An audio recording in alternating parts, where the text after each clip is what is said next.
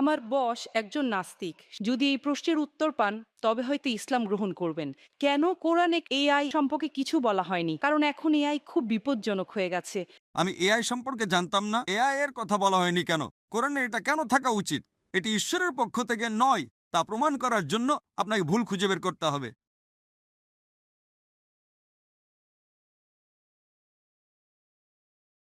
আমার বস একজন নাস্তিক, সে কোনো ধর্ম মানে না, কিন্তু তিনি কিছু প্রশ্নগুলো আমাকে করেছেন। তিনি বলেছেন যদি এই প্রশ্নের উত্তর পান তবে হয়তো ইসলাম গ্রহণ করবেন। আমার বস বলেছেন কেন কোরআনে কৃত্রিম বুদ্ধিমত্তা, এআই এবং কম্পিউটার প্রযুক্তি সম্পর্কে কিছু বলা হয়নি? কারণ এখন এআই খুব বিপজ্জনক হয়ে গেছে। এটি অনেক কিছু করতে পারে, যে কোনো কিছু সিদ্ধান্তও নিতে পারে। আমার বস এই ব্যাপারে খুব কৌতূহলী।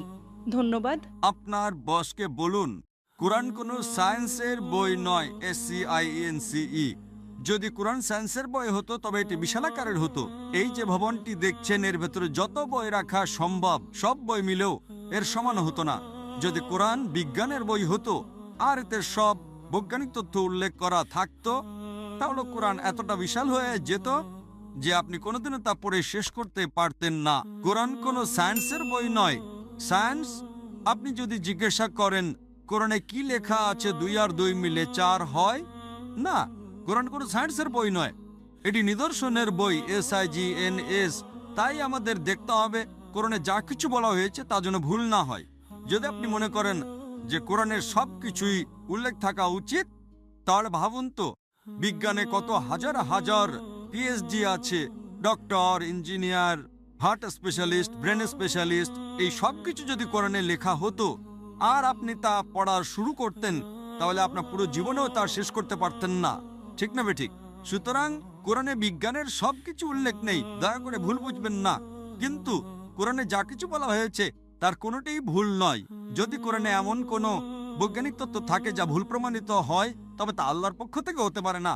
আর যদি কোরআনে এমন কিছু বলা হয় যা বিজ্ঞান অনেক পরে, 200 বা 400 বছর পরে আবিষ্কার করেছে, তাহলে সেটাই মুজিজা। তাহলে প্রশ্ন হলো কোরআনে এআই এর কথা বলা হয়নি কেন? কোরআনে এটা কেন থাকা উচিত? কোরআন কোনো বিজ্ঞানের বই নয়, কিন্তু আল্লাহ জানেন ভবিষ্যতে কি আসতে চলেছে। আমি আপনাকে ব্যাখ্যা করছি।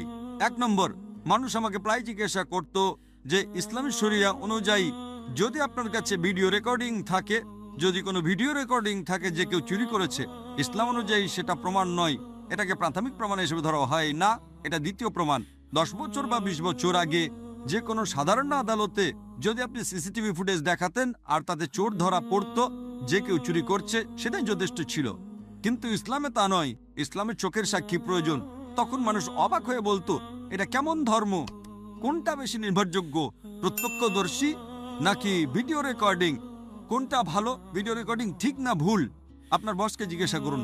সুতরাং 20 বছর আগে যদি আপনার কাছে ভিডিও রেকর্ডিং থাকতো, তবে তা ইসলামের চেয়ে সুবিধাজনক না। প্রত্যক্ষদর্শী হলো প্রাথমিক প্রমাণ, ভিডিও রেকর্ডিং গ্রহণযোগ্য ছিল না। আজ যখন কৃত্রিম বুদ্ধিমত্তা এসেছে, আপনি সহজেই আপনার ডাকাতের একটা ভিডিও তৈরি করতে পারেন। সুতরাং আজ এখন মানুষ জেগে উঠেছে। আজ এটি প্রাথমিক প্রমাণ নয়। তাই ইসলাম অনেক উন্নত। আল্লাহ জানতেন এআই আসতে চলেছে। আপনার বস জানতেন না, আপনি জানতেন না, আমিও জানতাম না, কিন্তু আমি বিশ্বাস করতাম। আমি বলেছিলাম না ইসলাম সঠিক, হয়তো আগামীকাল কিছু ঘটবে। আমি এআই সম্পর্কে জানতাম না, কিন্তু 15 বছর আগে আমার উত্তর ছিল শরিয়া সঠিক। আমরা জানি না আগামীকাল এমন কিছু ঘটবে যে ভিডিও রেকর্ডিং যথেষ্ট প্রমাণ হবে না। এটাই ছিল আমার উত্তর, এবং আজ আমার উত্তর সঠিক। সুতরাং আল্লাহ এআই সম্পর্কে জানেন, তাই ভিডিও রেকর্ডিং প্রাথমিক প্রমাণময়। প্রত্যক্ষদর্শী হলো প্রাথমিক প্রমাণ। সুতরাং আল্লাহ এআই সম্পর্কে জানেন। যদি তিনি সবকিছু লিখতে শুরু করেন, আপনি ছোট কোরআনই পড়েননি, আপনি চিকিৎসা, ভ্রূণতত্ত্বে সবকিছু সম্পর্কে কি পড়বেন? না, এটি টেলিগ্রাফিক মেসেজ। সুতরাং এটি ঈশ্বরের পক্ষ থেকে নয়, তা প্রমাণ করার জন্য আপনাকে ভুল খুঁজে বের করতে হবে। কিন্তু এটি ঈশ্বরের পক্ষ থেকে, তা প্রমাণ করার জন্য আপনাকে এমন জিনিসের কথা বলতে হবে যা মানুষ জানতো না। আপনি কি বুঝতে পারছেন? একেই বলে অলৌকিকতা।